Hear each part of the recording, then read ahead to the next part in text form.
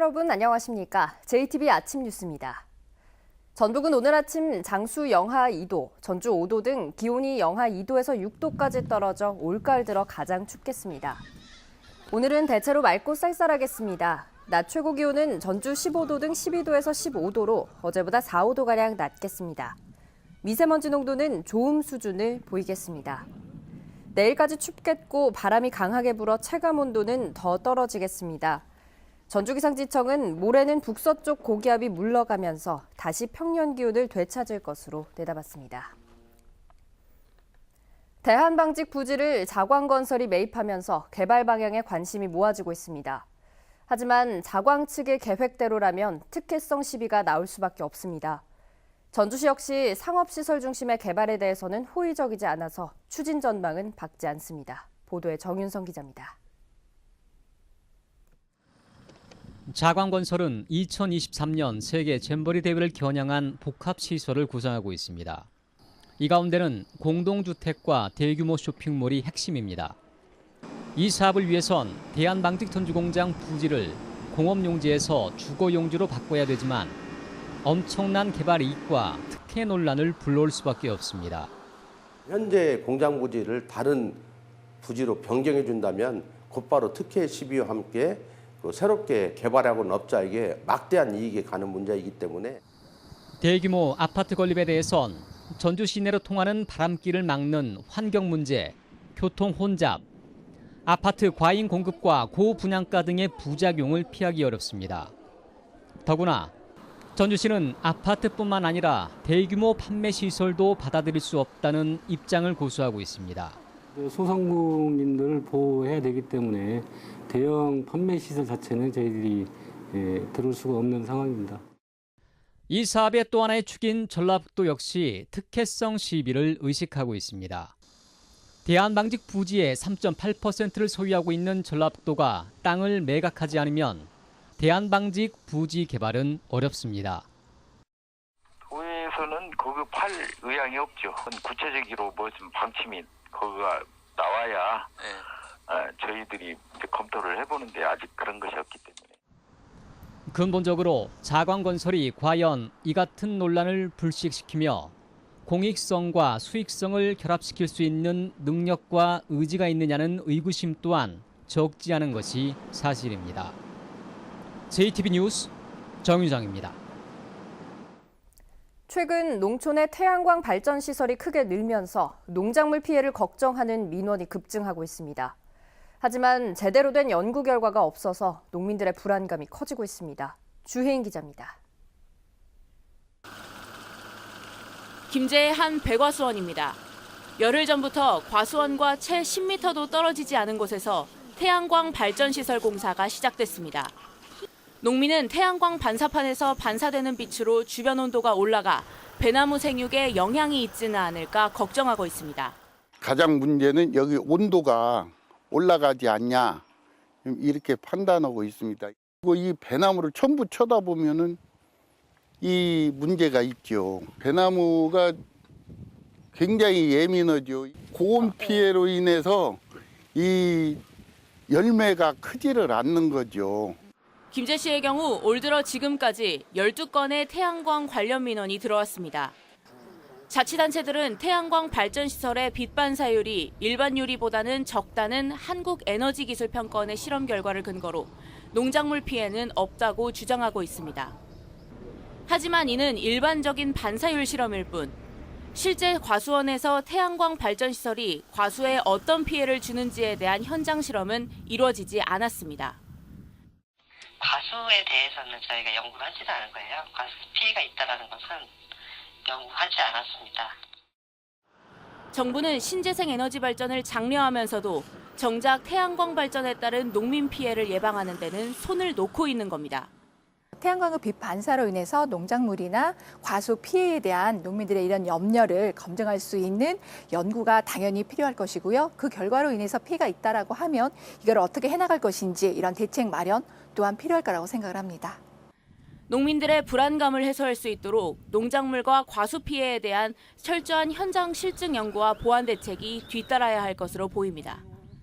JTBC 뉴스 주혜인입니다. 많은 청년들이 아르바이트를 하고 있지만 여전히 최저임금조차 받지 못하는 경우가 적지 않습니다. 느슨한 감독과 사업주들의 낮은 인식에 청년 아르바이트생들이 눈물을 흘리고 있습니다. 나금동 기자입니다.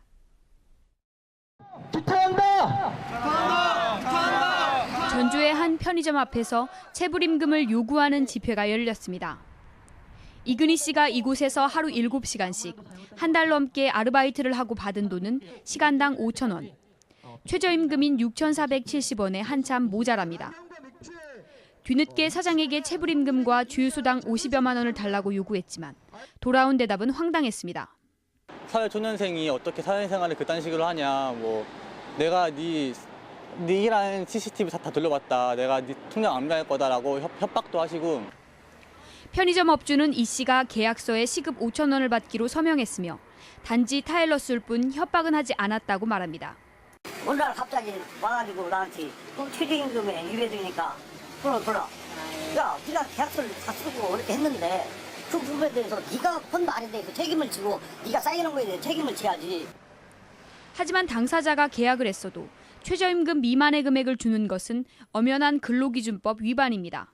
이하로 작성을 했다고 하더라도 최저임금은 당연히 적용되는 거고요. 사업이 잘 안 되니까 어쩔 수가 없었다. 이렇게 말씀을 하시거든요. 예, 하지만 그 사장님들이 강구하시는 게 알바생들은 사실 더 힘들거든요. 알바노조 전주지부 준비위원회 등에 따르면 지난해 전주 지역 알바 노동자의 24.2%, 그러니까 4명 가운데 1명은 최저임금조차 제대로 받지 못하는 것으로 조사됐습니다. 관계기관의 느슨한 감독을 틈타 근로기준법 위반 행위가 여전한 상황. 업주들의 인식을 개선하고 아르바이트생들의 기본권을 보호하기 위한 조치가 시급해 보입니다. JTB 뉴스 나금동입니다. 작은 점포가 몰려있고 노후화된 전통시장에서는 불이 났다면 큰 피해로 이어지곤 합니다. 전북의 전통시장 10곳 가운데 4곳이 화재 위험에 취약한 것으로 드러났습니다. 보도에 송창용 기자입니다. 김제에 있는 전통시장입니다. 점포들이 다닥다닥 붙어 있어 화재 위험이 높은 곳입니다. 그러나 이곳에는 화재 탐지 설비나 옥외 소화전, 스프링클러 등이 단 하나도 없습니다. 상인들이 의지하는 것은 소화기뿐입니다. 걱정되죠. 시장이 불 나면은 차도 쏙쏙 들이댕기고 다 불이 커. 남은 크게 난 게 그냥 조심을 많이 하죠. 전북의 전통시장 62곳 가운데 이런 화재 진압 설비가 없는 곳은 40%인 25곳에 이릅니다. 대부분 닷새마다 장이 서는 5일장입니다.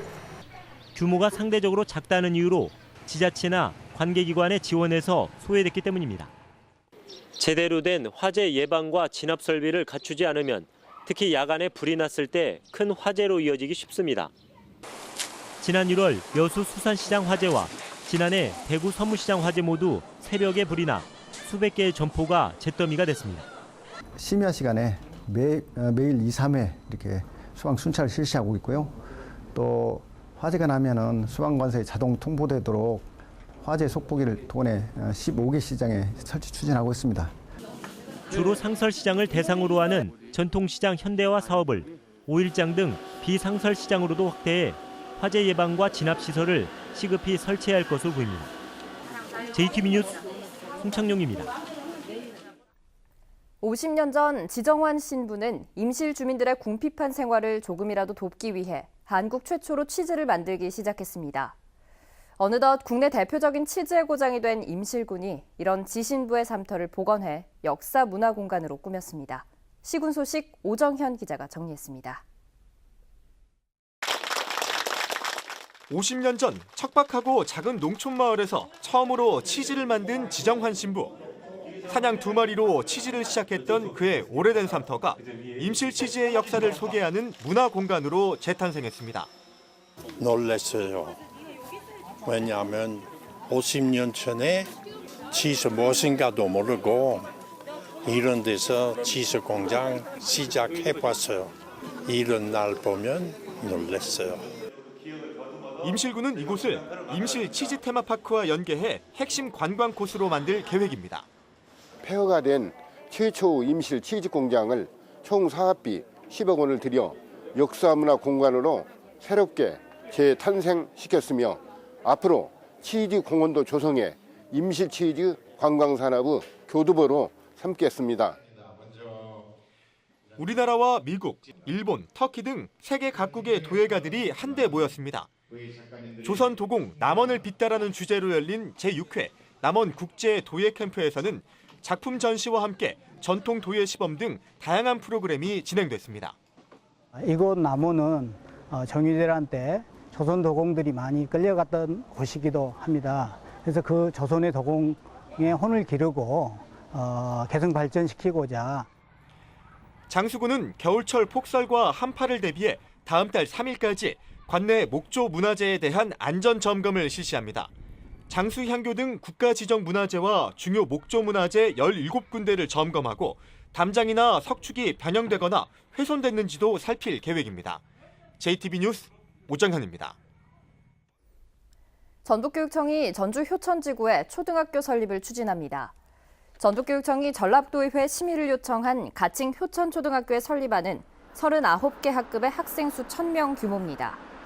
전주 효천초등학교는 도의회와 교육부 중앙투용자 심사를 거쳐 학교 설립안이 승인되면 오는 2020년 개교할 예정입니다. 최근 3년간 아동학대로 인증이 취소된 어린이집이 전국적으로 100군데나 되는 것으로 나타났습니다.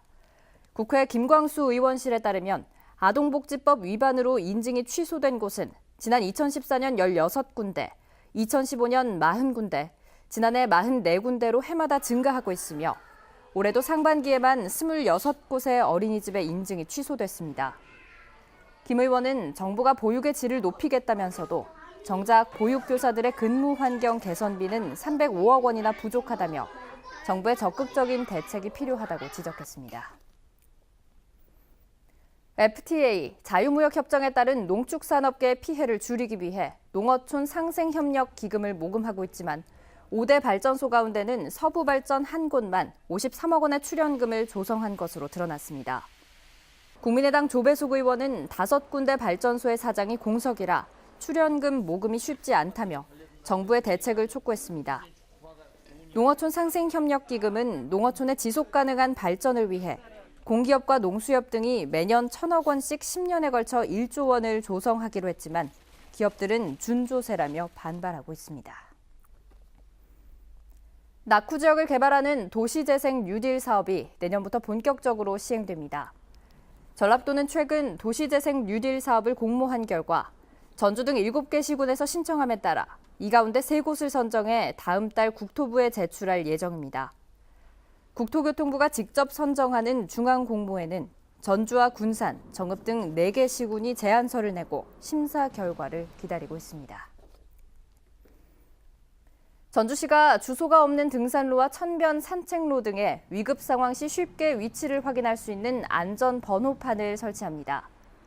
전주시는 올해 말까지 전주천과 삼천의 산책로 62곳, 황방산 등산로 30곳 등 모두 100곳의 안전 번호판을 설치하고 건지산 등 주요 등산로에도 이를 확대할 예정입니다. 안전 번호판은 국가 주소 시스템에 등록돼 경찰, 소방서 등과 공유됩니다.